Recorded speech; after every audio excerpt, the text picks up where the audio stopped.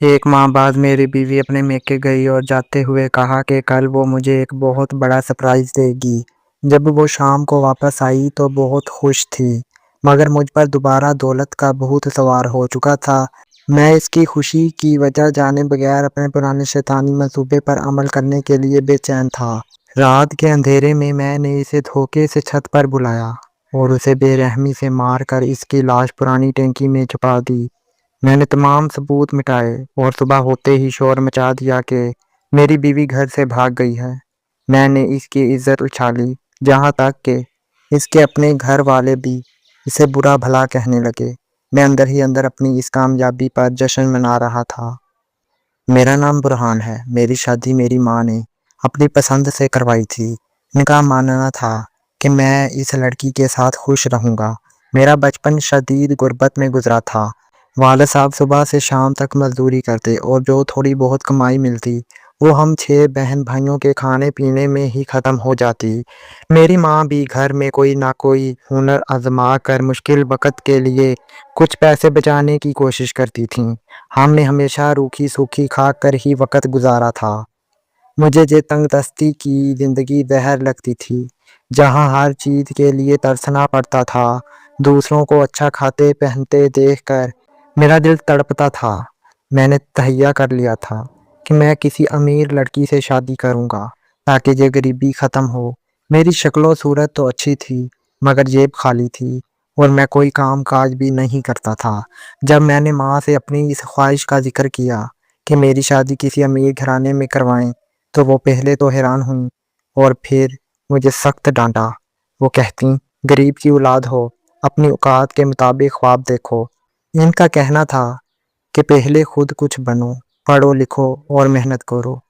کسی نکمے انسان کو کوئی اپنی بیٹی کیوں دے گا؟ مگر میرے سر پر تو بس امیر ہونے کا بھوت سوار تھا۔ اماں کی باتیں اپنی جگہ سچ تھیں، مگر میں نے بھی ہار ماننا نہیں سیکھا تھا۔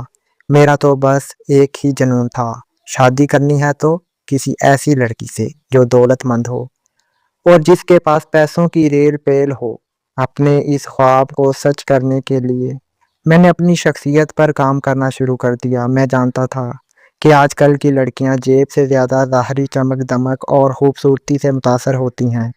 میری شکل و صورت تو پہلے ہی اچھی تھی، بس میں نے خود کو تھوڑا مزید سنوارا تو میرا روپ نکھر گیا۔ پھر میں نے کرائے کے اچھے کپڑے اور مہنگے جوتے پہننا شروع کر دیے۔ اب آئینہ دیکھتا تو خود کو کسی امیر باپ کا اکلوتا شہزادہ محسوس کرتا۔ اسی ٹپ ٹاپ کے ساتھ میں اکثر یونیورسٹی کے باہر جا کر کھڑا ہو جاتا تاکہ کسی امیر زادی کی نظر مجھ پر پڑ سکے، مگر کوئی کامیابی نہ ملی، بلکہ الٹا کرائے کے کپڑوں اور جوتوں کا ادھار بڑھتا چلا گیا۔ جب میں نے اماں سے مدد مانگی تو انہوں نے صاف انکار کر دیا۔ ابا سے کچھ کہنے کی ہمت نہ تھی، چنانچہ مجبوراً چھوٹا موٹا کام شروع کرنا پڑا تاکہ قرض اتارا جا سکے۔ مجھے ڈر تھا کہ اگر پیسے نہ دیے تو لینے کے دینے پڑ جائیں گے اور امیر لڑکی تو دور کی بات، تن کے کپڑے بھی سلامت نہ رہیں گے۔ اب میں روزانہ کچھ نہ کچھ کما لیتا تھا، مگر وہ ساری رقم خود پر ہی خرچ کرتا تاکہ ہر وقت ٹپ ٹاپ اور امیر نظر آؤں۔ میرا مقصد اب بھی وہی تھا کہ کسی نہ کسی طرح کوئی مالدار لڑکی میری زندگی میں آ جائے۔ دوسری طرف اماں نے میری تبدیلی کو کچھ اور ہی سمجھ لیا۔ انہیں لگا کہ شاید اب میں سدھر گیا ہوں اور محنت کی اہمیت جان گیا ہوں۔ انہوں نے چھپکے میرے لیے اپنی برادری اور اپنے ہی طبقے میں رشتے دیکھنا شروع کر دیے۔ مجھے اس بات کی بھنک تک نہ تھی، جہاں تک کہ ایک صبح اماں نے مجھے کام پر جانے سے روک دیا اور بتایا کہ آج تمہیں دیکھنے والے آ رہے ہیں۔ میں حیران رہ گیا اور پوچھا کہ یہ سب کب ہوا؟ اماں خوشی سے بتانے لگیں کہ وہ پچھلے 1 ماہ سے کئی گھر دیکھ چکی ہیں اور اب انہیں ایک لڑکی بہت پسند آئی ہے۔ میرا پہلا سوال یہی تھا کہ کیا وہ لوگ بہت امیر ہیں؟ مجھے لگا تھا اماں کو میری خواہش یاد ہوگی، مگر انہوں نے الٹا مجھے ڈانٹنا شروع کر دیا۔ ابھی ہماری بحث چل ہی رہی تھی کہ دروازے پر دستک ہوئی اور مہمان آ گئے۔ میں بوجھل دل کے ساتھ ان سے ملا۔ وہ لوگ ہمیں اور ہمارے گھر کو پسند کر کے ہاں کہہ گئے۔ اماں کی خوشی کا کوئی ٹھکانہ نہ تھا، مگر میرا دل بجھا ہوا تھا۔ میرے لیے شادی کا مطلب صرف پیسہ اور عیش و آرام تھا، انسانیت اور اخلاق کی میری نظر میں کوئی قیمت نہ تھی۔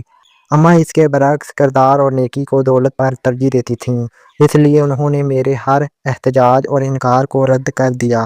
اور منگنی کے ساتھ ہی شادی کی تاریخ بھی پکی کر دی۔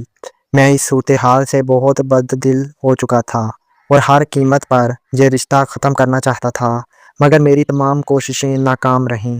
شادی کی تاریخ 2 مہینے بعد طے پائی اور ان 2 مہینوں میں نے رشتہ توڑنے کے لیے ایڈی چوٹی کا زور لگا دیا، پر کچھ نہ ہوا۔ آخرکار شادی کا دن آ ہی گیا۔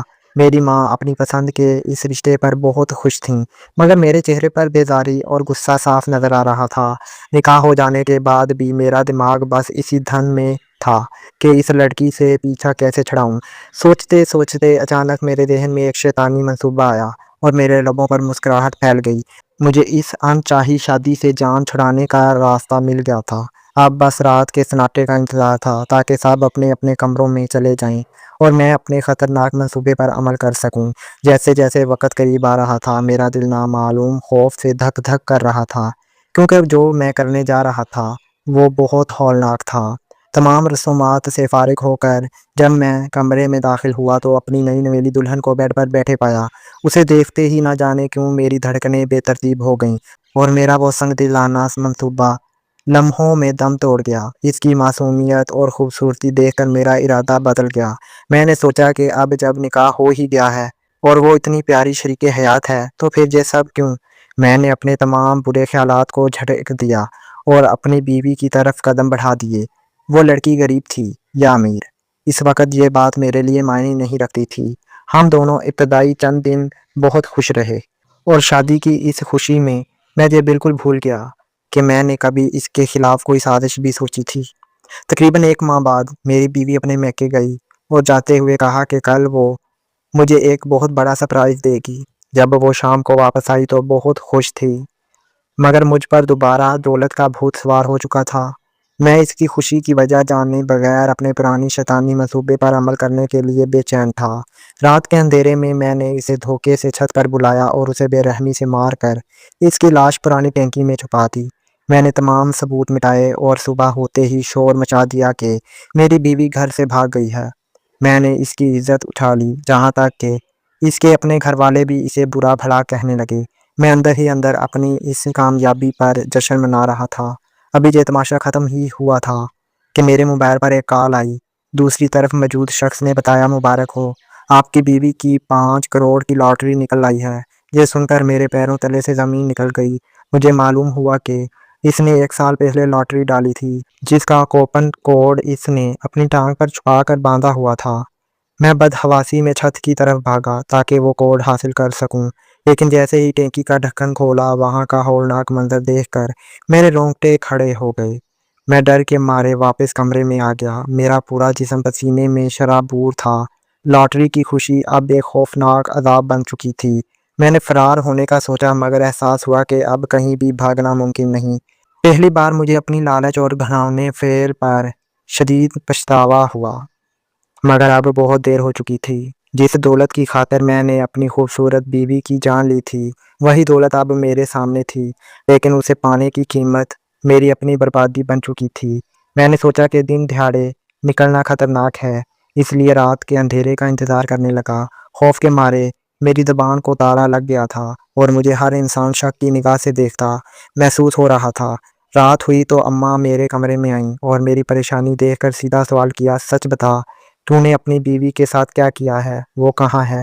اماں کے تیور دیکھ کر میں ہمت ہار گیا اور شروع سے آخر تک سارا سچ اگل دیا۔ یہ سن کر اماں صدمے میں چلی گئیں اور روتے ہوئے کہنے لگیں، بیٹا، یہ تو نے کیا کر دیا؟ مجھے تو لگتا ہے وہ لڑکی کوئی جادوگرنی یا اسیب تھی جس نے تجھے اس مصیبت میں ڈال دیا۔ میں نے ان کی ایک نہ سنی اور اپنا بیگ اٹھا کر گھر سے فرار ہونے لگا۔ ابھی میں دروازے تک پہنچا ہی تھا کہ میرے سسر کی کال آئی۔ ان کی بات سن کر میرے پیروں تلے سے زمین نکل گئی۔ اس سے پہلے کہ میں بھاگتا، پولیس اور لوگوں نے گھر کا دروازہ توڑ دیا اور فائرنگ کی آوازیں آنے لگیں۔ میں خوف سے زمین پر بیٹھ گیا۔ سامنے میرے ساس اور سسر کھڑے تھے، لیکن جب میری نظر ان کے پیچھے پڑی تو میری اور اماں کی چیخ نکل گئی۔ وہاں میری بیوی صحیح سلامت کھڑی تھی۔ مجھے اچھی طرح یاد تھا کہ میں نے اسے خود اپنے ہاتھوں سے مار کر ٹینکی میں پھینکا تھا۔ سسر نے شرمندگی سے میرا ہاتھ تھاما اور کہا، بیٹا، ہمیں معاف کر دو کہ ہماری بیٹی گھر سے بھاگ گئی تھی۔ ہم اسے ڈھونڈ کر واپس لائے ہیں۔ اب یہ کوئی غلطی کرے تو اسے جان سے مار دینا۔ وہ لوگ اسے میرے حوالے کر کے چلے گئے، مگر میں ساکت کھڑا اپنی بیوی کو دیکھ رہا تھا۔ میرا دماغ گھوم رہا تھا کہ جسے میں قتل کر چکا تھا وہ زندہ سلامت میرے سامنے کیسے کھڑی ہے۔ کیا وہ واقعی کوئی انسان تھی یا وہ سچ مچ کوئی سایہ تھا؟ میری بیوی نے کمرے میں بیٹھ کر سکون سے بات شروع کی۔ آپ لوگ پریشان نہ ہوں، میں کوئی سایہ نہیں ہوں۔ میں نے شادی کے بعد آپ کی غربت دیکھی تو سوچا کہ آپ کے لیے کچھ کروں۔ میں نے اپنی سلامی کے پیسوں سے لاٹری ڈالی تھی اور چاہتی تھی کہ انعام نکلنے پر آپ کو سرپرائز دوں۔ جس دن میں میکے گئی مجھے معلوم ہوا کہ میری 5 کروڑ کی لاٹری نکل آئی ہے، اور ساتھ ہی مجھے یہ خوشخبری بھی ملی کہ میں ماں بننے والی ہوں۔ اس نے نم آنکھوں سے میری طرف دیکھا اور کہا، میں آپ کو یہ خوشیاں دینا چاہتی تھی، مگر اس سے پہلے آپ نے مجھ پر وحشیانہ حملہ کر دیا۔ جب آپ مجھے مار رہے تھے تو میں نے اپنی جان بچانے کے لیے مرنے کا ڈرامہ کیا تاکہ آپ مجھے چھوڑ دیں۔ آپ کے جانے کے بعد میں زخمی حالت میں ٹینکی سے نکلی اور اپنی بہن کو بلا لیا۔ اس نے میرا علاج کروایا اور پولیس کو بتانا چاہا، مگر میں نے اسے روک دیا کیونکہ آپ میرے بچے کے باپ تھے۔ میں نے گواہ کا جھوٹا ڈرامہ رچایا تاکہ میکے والوں کو شک نہ ہو اور میں واپس آپ کے پاس آ سکوں۔ یہ سن کر میرے پیروں تلے سے زمین نکل گئی۔ میری بیوی نے اتنے ظلم کے بعد بھی صرف اپنے بچے کی خاطر مجھے معاف کر دیا تھا۔ میں شرمندگی سے اس کے قدموں میں گر گیا اور سچے دل سے توبہ کی۔ میں نے فیصلہ کیا کہ مجھے وہ لاٹری کے پیسے نہیں چاہئیں۔ ہم نے وہ ساری رقم غریبوں میں بانٹ دی اور میں نے حلال محنت سے کمانا شروع کر دیا۔ اللہ نے ہمیں ایک پیاری سی بیٹی سے نوازا تو میری بیوی کا دل بھی میرے لیے نرم ہو گیا۔ اس دن کے بعد میں نے لالچ سے ہمیشہ کے لیے توبہ کر لی اور ہم ایک خوشحال زندگی گزارنے لگے۔ سچ ہے، لالچ انسان کو اندھا کر دیتا ہے۔